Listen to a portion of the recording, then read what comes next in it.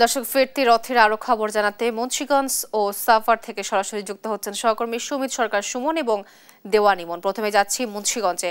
সুমন, রথযাত্রা অনুষ্ঠানে দর্শনার্থীদের উপস্থিতি কেমন দেখছেন, বিস্তারিত জানাবেন।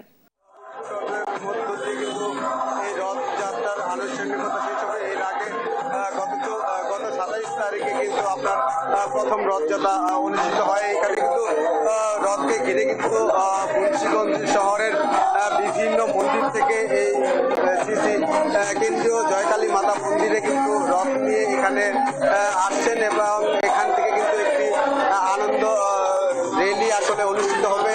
শহরের প্রধান সড়কগুলি প্রদক্ষিণ করে কিন্তু এখানে আবার এই রথ শেষ হবে। এই রথকে ঘিরে কিন্তু উৎসবমুখর একটি পরিবেশ সৃষ্টি হয়েছে।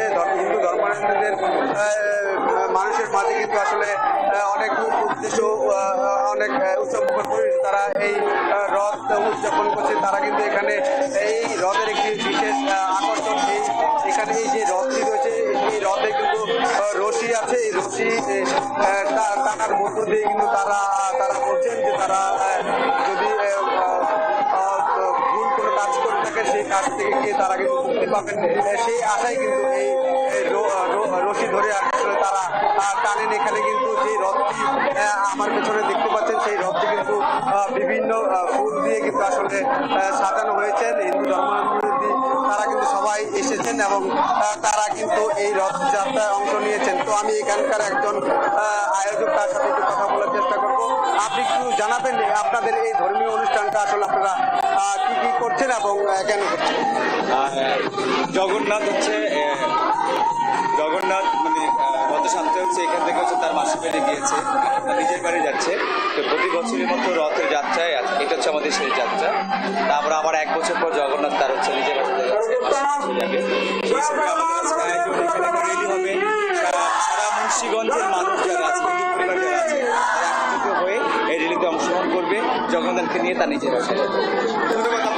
আপনাকে আপনি আসলে যেমনটি শুনছিলেন এখানে হিন্দু ধর্মাবলম্বী সবাই কিন্তু আসলে এখানে এসেছেন, তারা অংশগ্রহণ করছে। এই বৃষ্টির মধ্যেও কিন্তু তারা আসলে এই রথযাত্রায় অংশ নিয়েছেন। তো এখানে আইন শৃঙ্খলা বাহিনী তৎপর রয়েছে বলে আমরা আসলে এখানে যে দেখেছি। তো এখানে এখন কিন্তু আমরা এই ছিল আমার কাছে আমরা এখন চলে যাবো সাভারে। সেখানে রয়েছেন আমাদের প্রতিনিধি সাভার প্রতিনিধি। আপনি জানাবেন যে সাভারে রথযাত্রার সবচেয়ে কি অবস্থা?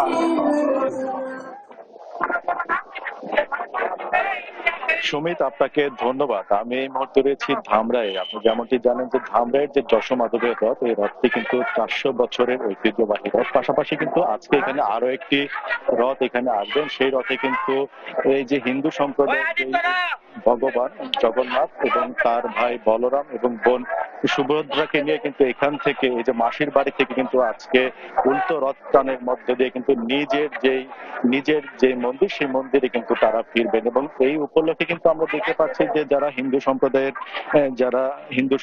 লোকজন রয়েছেন তারা কিন্তু এখানে আসছেন এবং যারা ভক্ত অনুরাগী তারা কিন্তু সকাল থেকে আজকের এই দিনটি উপলক্ষে কিন্তু এখানে ভিড় করছিলেন। আমরা দেখতে পাচ্ছি যে এই যে গত 27 জুন যেই রথ টানের মধ্যে দিয়ে যে আনুষ্ঠানিকতা শুরু হয়েছিল রথযাত্রা, সেটি কিন্তু এখন একদমই আজকে পর্যন্ত কিন্তু সেই আনুষ্ঠানিকতাটি রয়ে গেছে। বিশেষ করে আজকে যেহেতু উল্টো রথ টান, সেই উল্টো রথ টান উপলক্ষে কিন্তু আজকে সকাল থেকে এখানে যারা ভক্ত অনুরাগী রয়েছেন সারা দেশ থেকে কিন্তু তারা এখানে এসেছেন এবং তারা কিন্তু আমরা দেখেছি যে প্রসাদ দিয়ে ভগবানের প্রতি তাদের যে চাওয়া, সেটি কিন্তু সেই চাওয়াটি কিন্তু তারা ভগবানের কাছে চাচ্ছেন যেন সেটি পূর্ণ হয়। আমরা দেখছিলাম যে এখানে যেহেতু এই যে আজকে উল্টো রথ টান উপলক্ষে যেহেতু এখানে যে আজকে উল্টো রথ টানের যে আনুষ্ঠানিকতা এখানে উদযাপিত হচ্ছে, সেই উপলক্ষে আমরা দেখেছি যে এখানে যে হাজার হাজার মানুষ জমায়েত হয়েছে, তাদের নিরাপত্তায় কিন্তু আইন শৃঙ্খলা বাহিনী এখানে নিয়োজিত রয়েছে। পাশাপাশি আমরা কিছুক্ষণ আগে এখানে যারা ভক্ত অনুরাগী এসেছেন তাদের সাথে কথা বললাম। তারা আমাদেরকে যেমনটি বললেন যে এই